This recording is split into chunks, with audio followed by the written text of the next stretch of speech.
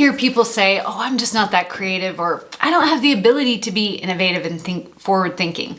The truth is, these skills are available to us all, and they're like a muscle. We just have to learn how to flex them. So if you are wondering how to develop creativity and innovation skills, either for yourself or in your workplace, watch this video.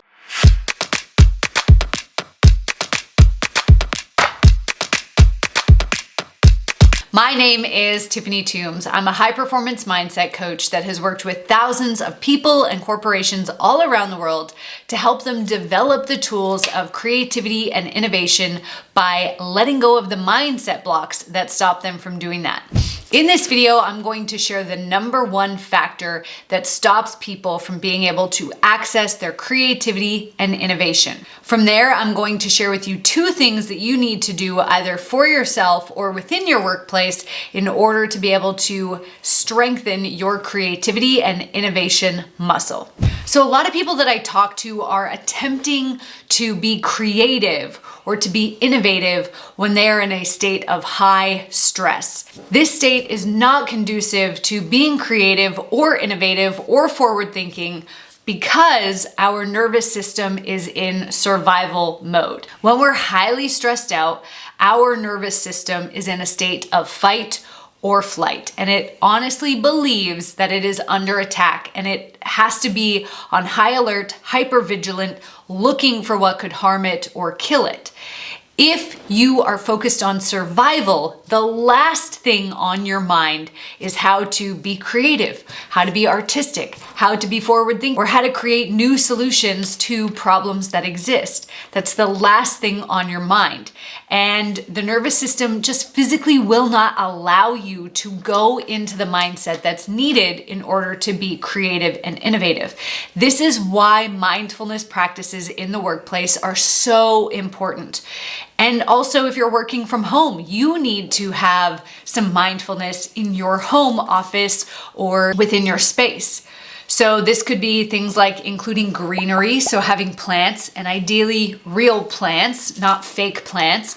They cleanse the air around you, they reduce toxins around you, but they also just have a very calming effect on the nervous system. Practicing yoga, having calming music, like instrumental music playing in the background, candles or certain scents, if the people that are around you can handle that without getting headaches from that. Or you can use essential oils to help bring a sense of calm to your space. But if your nervous system is highly stressed out, if you're really stressed out about a particular problem, while you're in the stressed out state, you will not be able to access your creativity. One of the ways that you can turn off the fear center of your brain is actually by going for a walk. Studies show that when we move the body forward, our eyes have to move side to side to balance us. And this actually has a calming effect on the amygdala, which is the fear center of the brain.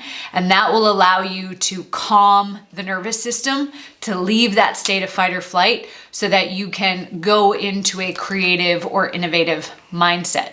Now, before I share with you two things that you can do to create an environment of creativity and innovation for yourself or in your workplace, I want to hear from you.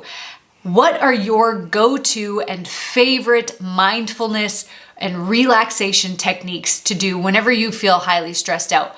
Go to the comments below and let me know, and start to work these into your daily life. Even if you're not feeling overly stressed, it'll help to stop you from getting stressed out when something does arise. So one of the first things that you need to do for yourself or in your workplace is create psychological safety. This is actually one of Google's core values in their workplace, is creating this space where people feel that they can share and they can be totally crazy without being judged or without being criticized for their ideas or even for their concerns. And Google actually decided to make this one of their core values because they ran into a problem. They had a meeting before they were about to launch an update to their software, and they asked if anybody had any issues or concerns. And everybody in the room said no. After the meeting, one of the lead engineers came to one of the supervisors or managers and said, "Hey, I have some concerns." And the supervisor said, "Why didn't you bring it up at the meeting?" And this person felt that it wasn't a safe enough place for them to do that because other people would get upset, other people would criticize or judge their concerns, and so they just didn't want to bring it up. Now, it turned out that their concerns were totally legitimate, and had they gone forward with the software launch without addressing this concern to begin with, it could have completely derailed the project. Back in the late 80s and early 90s, when the New Jersey Nets basketball team was doing terrible, they were one of the last teams in the league and they were struggling to sell any tickets to their basketball team, they hired a new marketing director named John Spolestra, and he actually wrote a book on his time there called Ice to Eskimos. And in that book, he actually shares how he created psychological safety within his workplace by creating a competition. And every week or every month, however often they had meetings, each person was to bring an idea that was so crazy, so preposterous, that there's no way that it could be implemented. And the person with the craziest and most impossible idea was rewarded with like $100. Now, if the goal is to be so creative and so innovative that it's not even possible, then that allows people to start thinking more freely and getting more creative. And they were able to start selling out games, even though the basketball team couldn't win a single game, but they had a packed house every single game. So how can you create psychological safety? This means not judging your own ideas or your own work. It means doing some work on perfectionism to let that go so that's not derailing you. If you're looking to create psychological safety within yourself, within a workplace, it's about creating these guidelines and these agreements around supporting each other, or maybe even having competitions like they had at the Nets franchise so that you can bring your craziest ideas forward and possibly even be rewarded for it. Now, before I share with you the next thing that you can do to create more creativity and innovation in yourself and in your workplace, I want to remind you to subscribe to my channel. I'm putting out brand new content every single week to help you break free from stress and burnout so that you can truly access the creativity, innovation, and mental potential that you're capable of. So go ahead and click that subscribe button and like this video while you're there. Now, inspiration and creativity are not always going to hit in the times or the ways that we want them to. So we need to be prepared to allow the ideas to flow to us in the way that we are best designed to. What I see happening for most people is that they'll sit down at their desk, they'll open their laptop and they'll say, okay, it's time to be creative. Whether they're writing a blog article or making a social media post, they sit down and they go, okay, creativity is not flowing. Maybe I just can't be a writer. Maybe I just can't create TikTok videos. Maybe I'm just not creative enough to do whatever the thing that I want to do is. Most people don't get the creative juices flowing by sitting at their desk. That's just not how the body and brain works. So for me personally, I find that I get a ton of inspiration when I am walking in nature. It's like the ideas are just falling from the trees. So what I do when I want to write a blog post, for example, is I will go walk around the lake.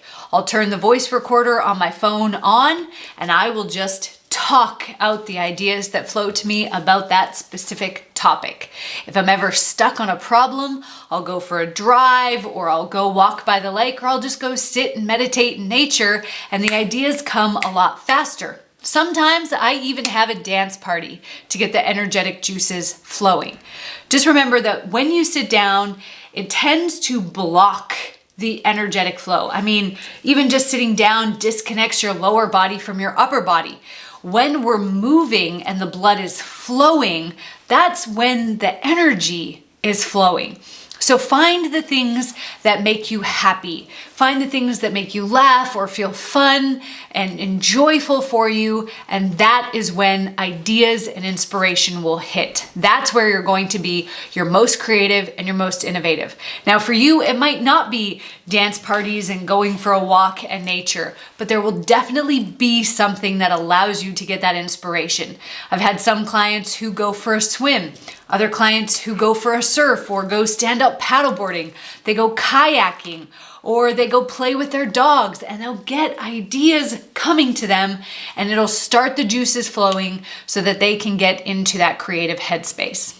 Now, if you want some more help in accessing your creativity and innovation, I have put together a free meditation to help you do just that.